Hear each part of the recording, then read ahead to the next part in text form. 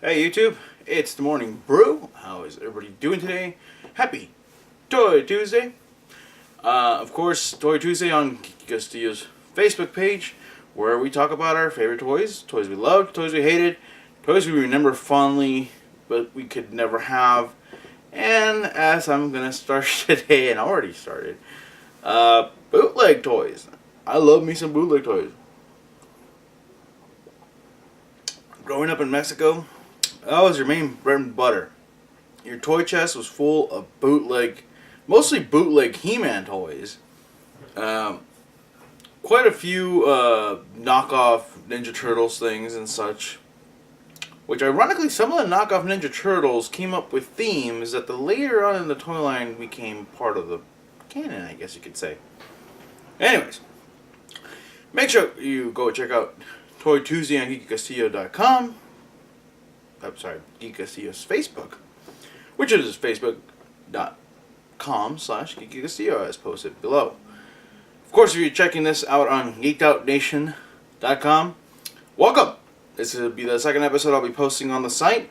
I hope you enjoy it. If I need a quick explanation, basically this show gets recorded right after I drop my wife off at work.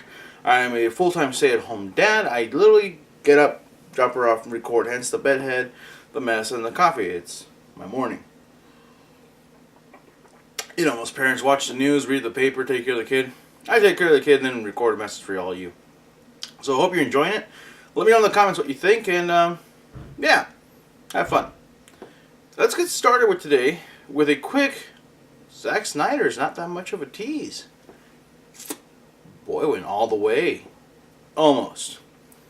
Just as yesterday, I basically called Zack Snyder a prom date that likes to promise a lot but don't deliver, or aka possible tease. Well, that possible tease put out pretty good. In fact, put out a little bit more than we thought, with not only showing us the Batmobile, but also showing us a glimpse at Ben Affleck's Batman. And I've got some close-up shots that should be showing up here. If you can see the chest shot, it's got a really cool mesh going on. The cowl has the smaller pointy ears, not the over-the-top stuff we've been seeing for years now. So, as you can probably see in the images, it looks like we're going to get a more classic Batman feel to about 90s, roughly. The Batmobile itself looks a lot like a Tumbler, but has a little bit of the Tim Burton feel to it as well. So, it looks like Snyder might be, I'm sorry, if you're hearing tons of noise outside, we've got horribly strong winds going here in San Diego, on top of a blistering heat. So, stuff scratching my windows, just cars are racing down the street. Anyway, speaking of racing down the street, yes, Batman, looking good. But as I've said yesterday and I say it again, it could look great. It doesn't mean that the movie's going to be that good. I still have high hopes for it. I've been waiting to see Batman and Superman meet up on the big screen. World's Finest, the animated version, was fantastic. And it just, the promises they make. Of course, we've been confirmed that Luthor, Wonder Woman, and I believe Cyborg will be making an appearance on the movie itself, but we'll see how that goes. So, Zack Snyder delivered as he promised. So far, so good. In other movie news, it looks like Magic Mike might be learning some new tricks, as Channing Tatum will be joining the X-Men franchise as Gambit, of all things. Now, I don't know how many people feel, how much people love or hate Channing Tatum. I've never watched Magic Mike. I'll make that very clear right now. My wife's asked me a couple of times to watch it with her. I absolutely refuse. Just not interested. It's not nothing to do with, you know, some of these dingling flapping around and all that stuff. It's just I have no interest in the movie. I didn't like striptease and I didn't like showgirls, and I highly doubt I'm gonna like a movie about male strippers. When even when it was tons of female strippers, especially what's her face from Saved by the Bell.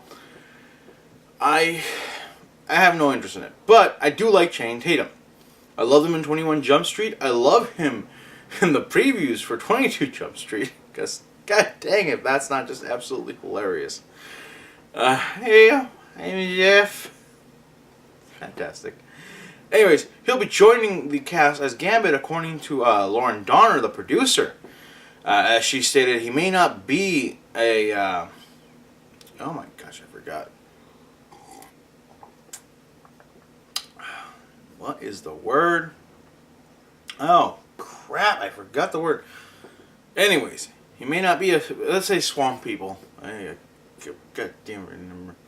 Creole. Might not be Creole, but he is a Southern boy, so he understands the lifestyle and such. This is probably coming from the fact that Hugh Jackman, in his current condition, unfortunately, reporting that his skin cancer is getting worse.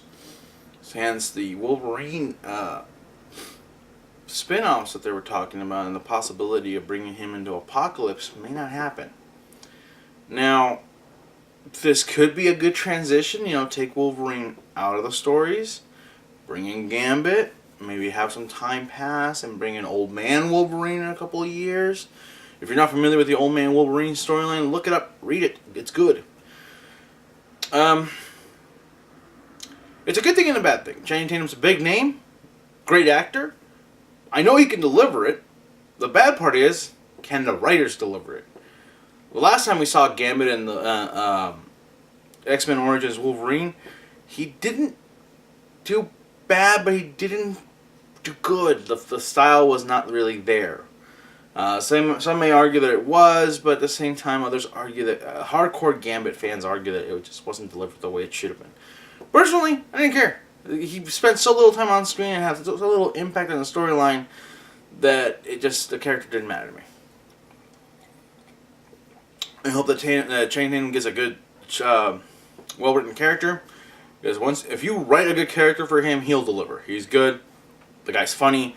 The guy's quick-witted. And honestly, the guy can do some fight scenes. I mean, seriously, check out some of his movies where he's doing, mixed martial arts and stuff. That boy can deliver. All right.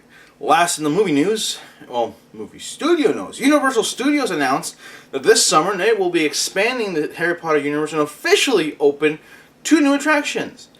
Those 2 new attractions being Diagon Alley, which if you watch the movies, read the books, is basically the Wizards, Mall of America.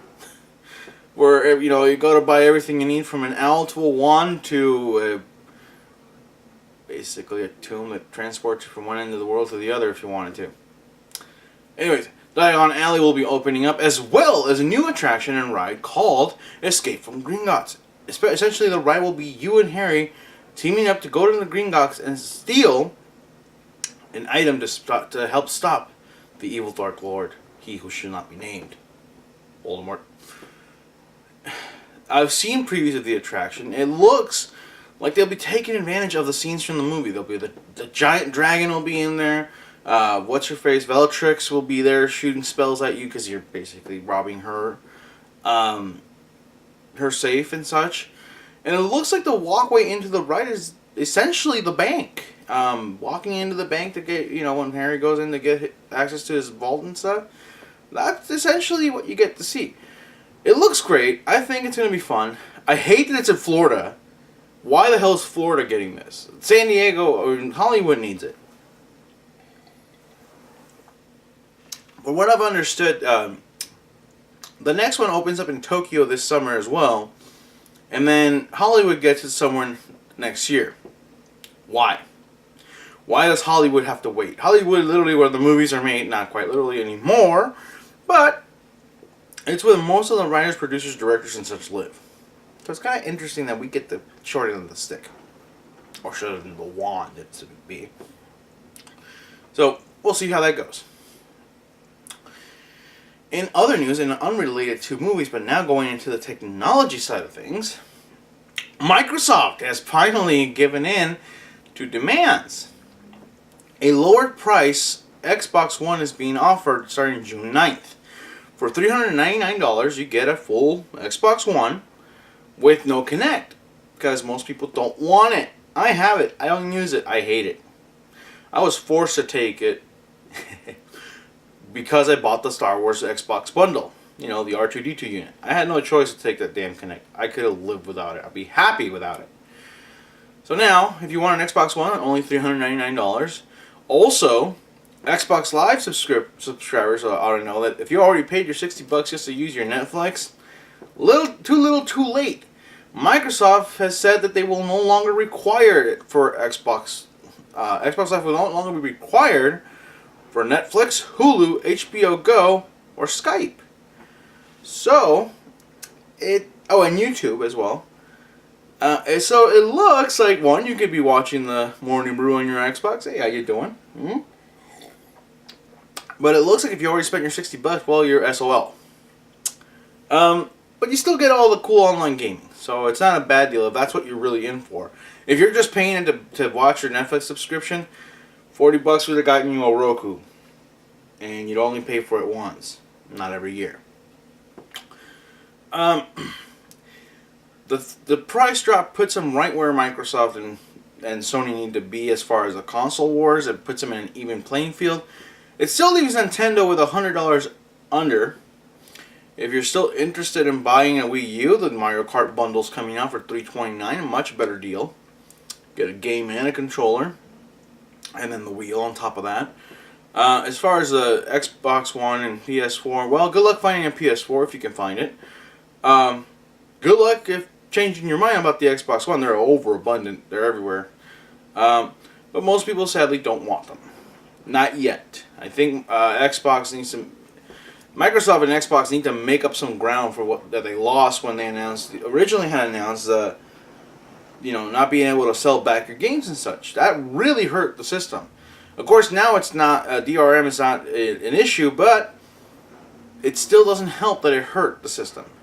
And quite frankly, I think it's in cycles. Nintendo seems ever since the Dreamcast came out, it seems that Nintendo's always the third leg. You have Sony, who dominated with the PS1, even though the Dreamcast was far superior, and then killed it with the PS2, and the Xbox came out with the original Xbox. But Sony was winning. Then came the second war between Microsoft and Sony. Microsoft beat them. Xbox 360 topped the PS3 by leaps and bounds, much in the way that PlayStation 4 is now dominating the market. And during all this time, Nintendo keeps their space, keeps owning the mobile market because Sony refuses to release good titles for the PS Vita. When they released that whole PS1 market by accident, dear God, I would have actually dusted it off, charged it up, and bought a couple of games right away. But no, they took it off the market. So now, for some reason, Sony hates the PS Vita, much like everybody else. And it's sad because it's a good system. It has good controls. It has a good feel to it. And the touchscreen's not that bad. It's actually fun to, you got one finger wiggling under the butt. Never mind. Anyways, so yeah, if you're interested in getting an Xbox One and can't find a PS4, but you still have the money burning a hole in your pocket, your chance is coming to get an Xbox One without the Kinect and not worry about that extra $60 a year just to enjoy the extra features. So, with that, one last announcement from my dear friend, Dino Andrade. You know him as the voice of the Scarecrow from the original Arkham Asylum game. Well, guess what? He runs a company/website called SoulGeek.com. They're the online dating service for us geeks. Now, you say you can't find a date, you can't talk to a girl, well, here you go, SoulGeek.com. What they're doing, and the reason I'm bringing this up, and they are not a sponsor for one, I'm doing this because, not just for a friend, but because of a good thing going on. They produce a show called The Muses, where three wonderful ladies sit down at a table and talk about online dating and dating in general in the geek community. The first episode just aired, and you should be seeing a clip of it here. Click on the link, and you'll be taken to the episode where they basically talk about, picking up a date. What it's like to, what will help you. Like, for example, one good example they gave, and I'm sorry, their names are Helen Goulash, Heather C. Harris, and Ruby Coleman, before I forget. directed by Dino Andrade, my good friend, and produced by Helen Glish. There you go. They made a good point. For example, I'm wearing a Legend of Zelda armory shirt, as I like to call it. They make an example of, if you're going to wear that Green Lantern shirt, that Batman shirt, and you want to still impress a lady, put on a blazer, put on a sports jacket. Show them that you take care of yourself. And they will understand, hey, I love my geekdom. But I also want to love you. Or I also want to get to know you. It's a good point. I'll tell you this, when I met my wife, I actually took her out to a convention on our first date. It wasn't officially our first date, but it's the first time we hung out. And I took her to the Invader Zim Con, the second one. I had a Captain America shirt on. And I had a nice jacket on top of that. I think it worked. I'm pretty sure it worked. I have a baby with her now. So, if you don't want to learn about dating, check out the show The Muses. If you want to get on some dating, go check out SoulGeek.com. You got nothing to lose and everything to win. Sound familiar? Huh? Video games? Huh? Huh? Tons of opportunities to keep trying. Huh? Huh? Nothing to lose, guys. So, with that, it's the last story of the day. If you're checking me out on the geekedoutnation.com, thank you for joining me. Hope you enjoyed the show. Again, let me know in the comments what you think. And of course, thank you to Geeked Out Nation for hosting the show. Check me out at geekycastillo.com. And of course, subscribe, share, and like, and all that good stuff. Until next time, I'll see you tomorrow, which will be hump day. If I don't see you tomorrow, I'll see you the day after or the next video. Who knows when you're watching this. But until then, do yourself a favor. Enjoy your brew. Hey everybody, how you doing? It's been great. Glad to see that you all stayed to the end. Sorry about that, I had something in my eye.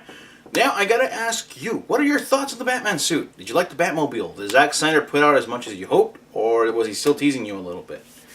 Of course, we've got the whole issue with Hugh Jackman and unfortunate health issues, and of course we've got Channing Tatum coming into the X-Men as Gambit. I want to hear your thoughts. Do you think that it's a good idea to bring Tatum in? Obviously, best wishes to Hugh Jackman because we love him. But what do you think? Is Gambit going to deliver, or is he going to shuffle the cards in the wrong direction? If you're living in Florida, are you excited about the Harry Potter rides, the attractions? What's going on? Let me know what it's like if you've been there. I've not been fortunate enough to be there, but I'm hoping that when they open in Hollywood, I'll get a chance to go. On top of that, what do you think of the Xbox price drop? Do you think Microsoft now has a fighting chance? Is dropping the extra dead weight of the Kinect going to help them save their system? Who knows, right? Well, let me know what you think. Are you for PS4 or for Xbox One? Or are you like me and just honestly going to save your money and buy the Wii U? I'm not looking forward to the other two major systems right now. So I'm looking forward to the Wii U. And of course, Mario Kart Racing and Smash Brothers Wii U and 3DS and all that good stuff. So, you got the comments. Let me know what you think. And last but not least, ladies, gentlemen, how you doing? Go check out SoulGeek.com, guys. Seriously, they're not a sponsor. Dino's a good friend of mine. He's always been super supportive of me, and I've tried to be as super supportive as I can of him. So go check out SoulGeek.com. Check out the Muses on YouTube. Subscribe, and do me a favor in the comments. If you do subscribe, or even if you comment, let them know what you heard from the show about the show. Let them know I sent you. I'm sure Dino would appreciate it to know his friends are out there pushing his stuff forward for him. But it's a great show. I liked it. It's fun. It's three wonderful ladies talking about dating, and there's nothing wrong with that. Guys, if you're having trouble talking to the ladies, here are three ladies that are willing to help you. Ask them questions in the comments. So, until next time, thanks for tuning in. Make sure to subscribe, like, and share, and have a great week. Happy Toy Tuesday, everybody.